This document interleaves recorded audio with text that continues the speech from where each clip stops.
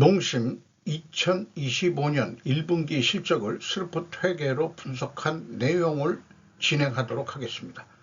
매출은 1.4% 증가했고 영업이익은 6.4% 감소했습니다. 가공비 배부 재고자산 회전율은 0.04회전 감소했고 PBR은 1.02 상태입니다. 분석 결과 매출 애누리로 실질 판매가는 하락했다라고 볼 수 있겠습니다. 밑에 구독, 좋아요 부탁드리고요. 이재명 대통령 라면값 2,000원 발언의 식품업계 가격 인하 압박 우려. 이환주 기자가 파이낸셜 뉴스에서 6월 10일에 보도한 내용입니다. 과거 정부의 식품 물가 관리 방식에 대해서 이명박 정부 때하고 윤석열 정부 때의 방법론을 죄송합니다. 표로 만들어서 소개를 하고 있네요. 이재명 대통령이 라면값 2,000원 발언 등 식품 물가 통제를 시사하면서 식품업계가 긴장하고 있다. 최근 6개월 새 가격 인상을 단행한 식품기업들은 수입원가, 인건비, 환율 등 추가 인상 요인이 있지만 물 건너 갔다는 분위기가 팽배하다. 오히려 가격 인하 압박을 우려하는 반응도 나온다. 최근 물가가 많이 올랐다는데 라면 한 개에 2,000원 한다는 게 진짜냐?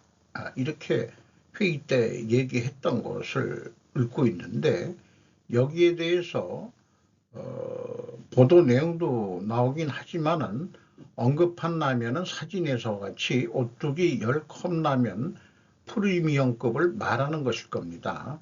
여기 우측도 2,000원짜리인데요. 특히 요 가운데 열라면만 2,000원으로 그 편의점 가격이 붙어 있습니다.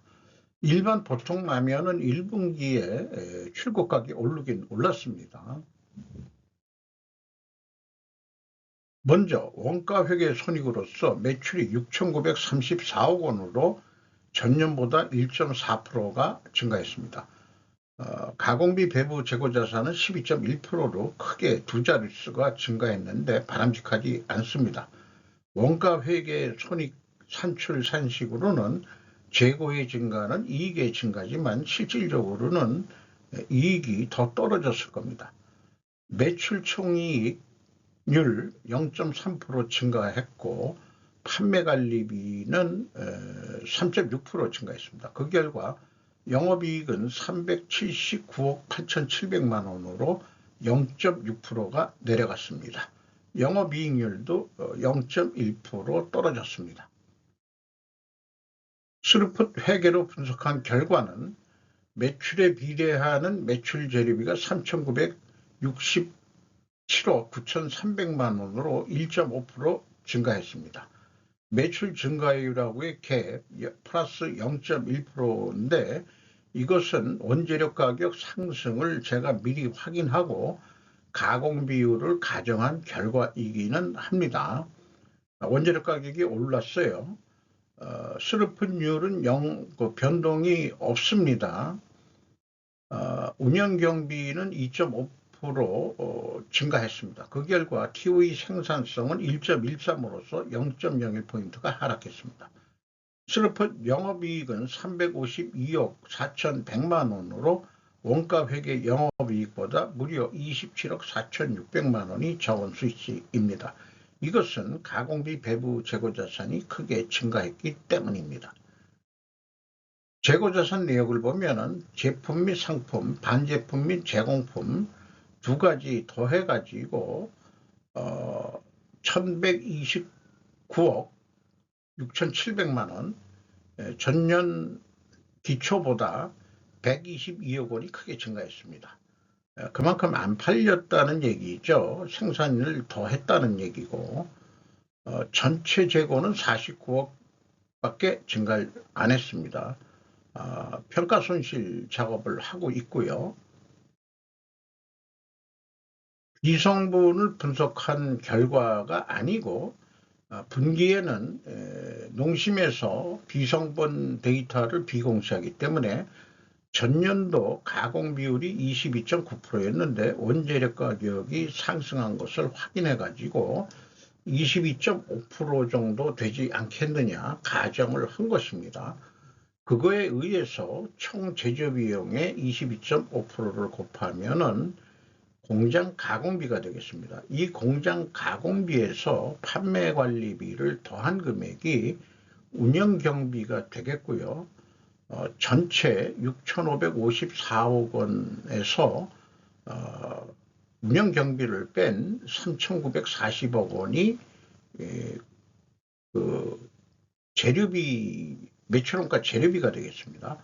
그리고 A 재고 자산의 변동은 재고 명세에 WCAI가 증가한 것을 비성분해서 표시할 때는 마이너스로 표시하게 됩니다.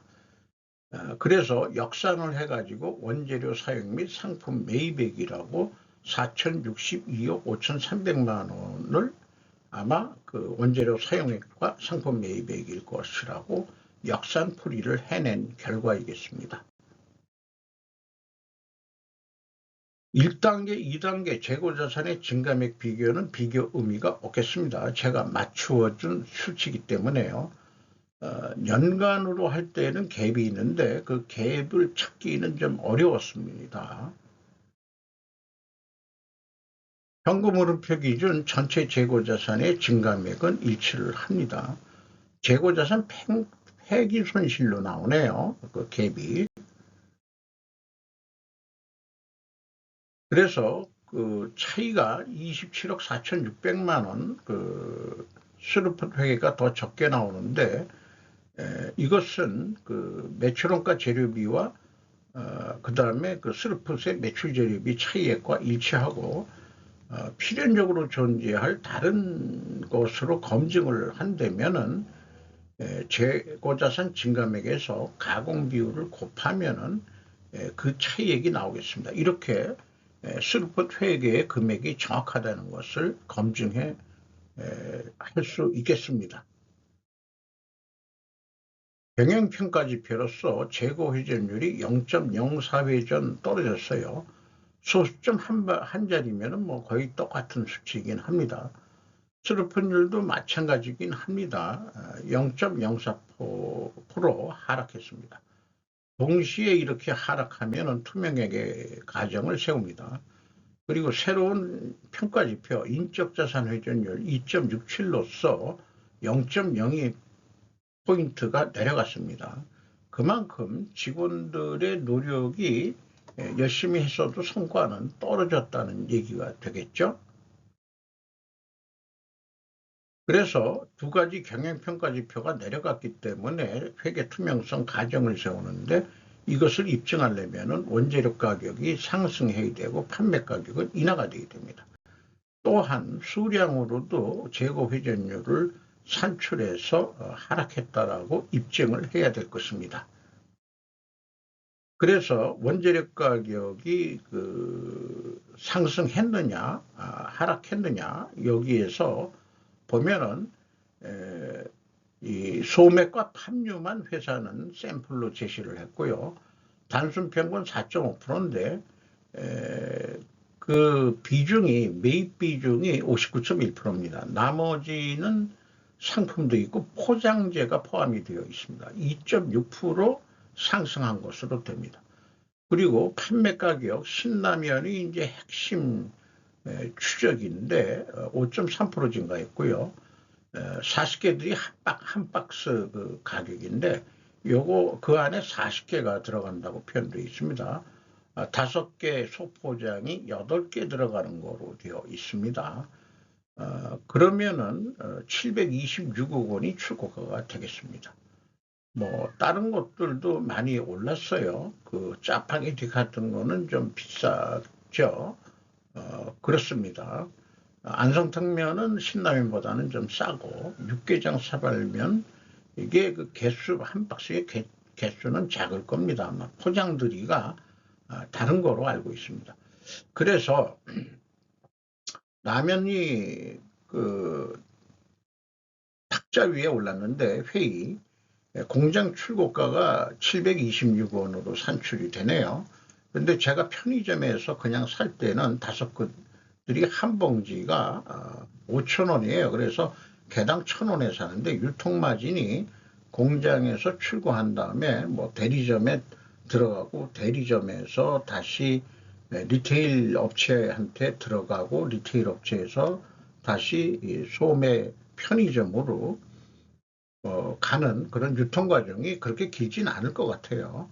274원의 유통 마진이 있는데 38% 유통 마진이 되겠습니다.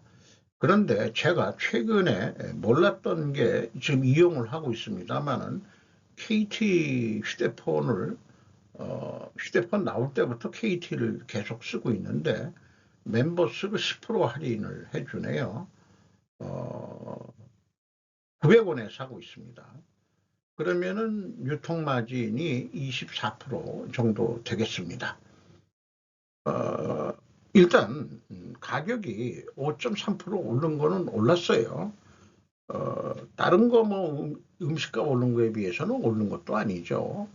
보통 뭐이 음식점 거는 1,000원 단위로 오르는데 이 제조업에서 출고가라는 것은 원단위 어떤 경우엔 전 단위까지도 따져가면서 하고는 있는 이런 현실이죠. 지금까지 논의한 거 보면은 일단은 투명하게 가정을 세웠습니다. 이것을 입증하려면 원재료 가격이 상승해야 되고 판매 가격은 하락해야 되는데 입증 결과는 원재료 가격이 상승했고 판매 가격도 상승했는데 입증 실패냐? 뭐 농심라면이 이런 라면 팔면서 뭐 이런 것까지 분식회계 할 때는 아닌 회사인 것 같고 그래서 2.6% 이것도 이제 그 원재료는 59.1% 정도뿐이 해당이 안 되죠. 영향력이. 어쨌든 가공 비율 뭐 하면은 2% 정도 가격 인상 압박률이 있었는데 6.5% 오른 거로 되어 있죠. 전체가 신라면은 5점 몇 프로뿐이 안 올랐지만은 근데 농심은 매출을 그렇게 해놓고 애누리를 해주고 있어요. 애누리율이 11.1%나 됩니다. 이 애누리율은 여기 근거가 있습니다. 손익계산서에 나온 거 있으니까. 그러니까 애누리율이 0.02%가 더 올해 들어와서 경기가 안 좋다고 해서 더 애누리율을 더 깎아 높여준 모양입니다. 그러니까 판매 가격으로 돼 있으니까 그거를 일단 출고하고 그 다음에 갚는 거는 매출 애누리로 처리를 해주고 있는 것 같습니다. 따라서 그 실질적인 인상률은 0.7%인데 원재료가 2.6% 올랐는데 0.7% 올렸다 그러면은 상대적으로 판매 가격은 하락한 거랑 마찬가지죠. 그러니까 올려도 올린 게 아니다. 이런 얘기죠.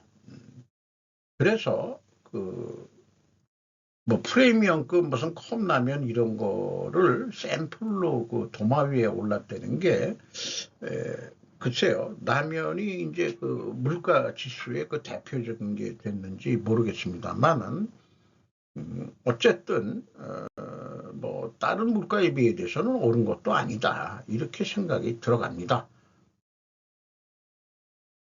1분기 실적을 기준으로 연간 매출액은 2조 7,730억 원대가 예상이 되고요. 운영경비 기준에서도 그렇고 매출 재료비 기준에서도 동일한 금액으로 예측이 되겠습니다. 그래서 2조 7,730억 원을 판매 목표량으로 잡았을 때 다 팔린다면은 영업이익은 1,400억 원이 나오는 것으로 예상이 되고 재고 회전율은 18.1회전이 예상이 되는데 저도 말고 조금만 더 노력해서 19회전을 어떻게 성공을 해본다면은 매출이 2조 9천억 원대가 늘어나서 영업이익은 1,790억 원으로 증가할 수 있다. 그리고 재고 회전율을 상승하는 방법에 대해서는 세 가지 방법론을 제시를 해 봅니다. 일반적으로 그 예가도 트렌드가 나오는데 재고가 증가했을 때는 원가회계 영업이익보다 이익이 감소하게 나오고 있고요. 있게 돼 있습니다. 이것은. 그리고 판매액가는 원가보다 낮게 나오게 돼 있습니다. 아닌 경우도 종종 있습니다만 그때는 특별 원인을 제가 추적을 합니다. 이렇게 특별 원인이 있는 경우는 매우 드물기는 해요. 그러나 분명히 원인이 있긴 있더라고요. 해보면은 그거 찾는 게 시간이 걸리긴 걸립니다. 주가는 39만 9,500원으로 연초보다 18,500원이 상승했습니다. 그리고 그 PBR은 1.02 상태입니다. 5% 이상 주주는 농심홀딩스가 32.72%고 국민연금이 10.88%, 외국인이 17.14% 지분을 가지고 있습니다. 이상 농심 1분기 실적을 분석을 해봤습니다.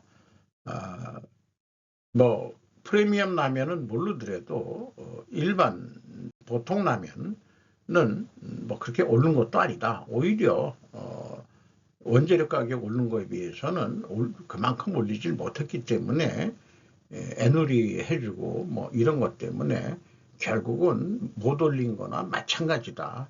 거꾸로 내려간 거다. 이렇게도 말씀드릴 수 있을 것 같습니다. 이상 마치도록 하겠습니다.